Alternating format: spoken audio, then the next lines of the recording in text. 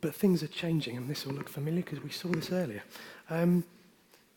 This simple approach to keeping PSBs prominent doesn't necessarily translate into the much smarter TVs we're seeing now.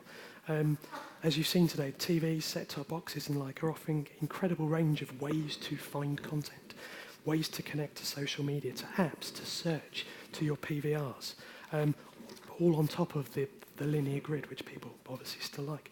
And in theory, this is great. It should help to make it much easier and quicker for consumers to find exactly what they want. And we're seeing pretty high levels of competition in this area in the UK. And I must say, no clear approach or industry standard yet. HBB TV has not seen widespread take-up.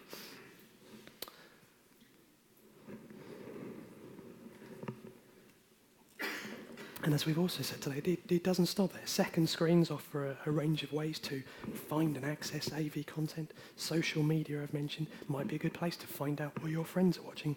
Presumably, if your friends like it, there's a fair chance you might like it. We've seen a massive number of apps earlier, so I won't go into that. And there are other platforms that are looking pretty interesting to me. The bottom left here is something called ZBox, which is quite well known in the UK, and it's trying to integrate live television with your social media, with your friends. So it's a place to find out what there's a buzz about, what's trending, what are people watching, to talk to them about it and to watch it all in one place. But interestingly, and here I'm going to echo a lot of the research that was talked about earlier, there's a hierarchy to people finding and watching content. TV is for lazy people like me. I like to sit back and be told what to watch by somebody else. I start with my EPG. I flick through. I want to find something that I really like. If I don't find anything, probably I go back to the beginning and I start again with slightly lower standards about what I want to watch. And then, if I can't find anything, maybe I'll go and see what I've recorded, which, if you're anything like me, is full of things you really think you should watch, but probably are too tired to watch after work. And then finally, if you can't find anything that you've already recorded, then you might go and use video on demand. TV just looks like a sit-back medium. And it is interesting that despite these amazing changes in choice, people are still finding content in quite a traditional way for the moment. So, sorry to bring all this incredibly exciting technological wizardry to an end and instead talk about legislation and regulatory frameworks. That's what I do. The UK government is currently considering and consulting on whether changes are needed to the UK regime for how content is made available and discoverable. Policy is rightly a matter for them, so I can't say too much about that today. But I think in this conversation there are some key questions that need addressing for us in the UK, but some I think that would be relevant elsewhere in Europe. How do we secure the availability of content? For us, that very much means particularly the public service broadcasters, but more broadly with so many platforms, how do you ensure that the content that citizens and consumers should have access to, they do have access to? And can access be secured across networks, as we do at the moment with things like must carry, but also across slightly more nebulous concepts like user interfaces and EPGs, some sort of must be found provision perhaps?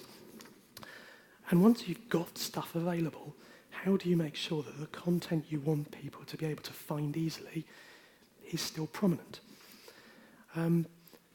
This is getting increasingly complicated. It could just be a certain selection of linear television channels. This is what we do in the UK at the moment. But that risks being overtaken by all of this change we've seen today. So maybe you could include the video on demand players. But what about disaggregated content, individual programs on search engines? All questions that would need addressing. And once you've decided which services should be given prominence, you have to decide where they should be given prominence. Is this just about televisions, which, as we've seen, are increasingly clever? Maybe tablets or mobiles? They're certainly growing. But perhaps a platform-neutral intervention, but maybe limited to just those mechanisms or interfaces that are used by a significant number of people as their primary means of consuming television and television-like content. prominence on EPGs, I think that will still be relevant, given consumers still use them so much. And that's not all. Even when you've decided all of this, how much prominence do you want? Just the front page of a guide, or perhaps the top of the list, or the ability to mandate specific places? Or maybe something less prescriptive to allow industry to develop approaches that work for consumers in a variety of different ways, but with some guiding principles. And all of this is very much focused on the PSPs. Beyond the PSPs, there are some broader questions raised by the developments we're seeing in both content provision, creation, and its discovery. It's important that everyone is able to access television services, and this is just as important for people with sensory impairments as it is for those without. In the UK, the EPG providers are required to take steps to ensure that EPGs are accessible to people with hearing difficulties or viewing difficulties, and provide information about the support services available, subtitling, audio description. This is becoming increasingly complex in the world in which we're seeing, but remains absolutely vital. Many of the new services and devices we're talking about are still relatively new. And at this stage, it's unclear whether their proliferation will lead to a sustainable, dynamic, and competitive world, or whether there'll be critical inputs that act as a sort of competitive bottleneck, coupled with increasing network effects. Could this lead to, entrenched incumbent positions, or perhaps create new ones? Exclusivity in premium content and the vertical or horizontal integration of suppliers and device-specific operating and rights management systems all raise a number of potential competition concerns. There's certainly much uncertainty around demand characteristics, the deployment of new technology, and sources of competitive products. But it's nonetheless important that there are effective competition powers to address any emerging competition concerns in both telecommunications and content services. And there will undoubtedly be jurisdictional challenges to overcome, as technologies and services are increasingly available from outside the UK and outside the EU. That has a range of implications for particularly audience protection. I think protection of audiences is probably a subject for a whole other conference, but it's an important thing to note in the margins here.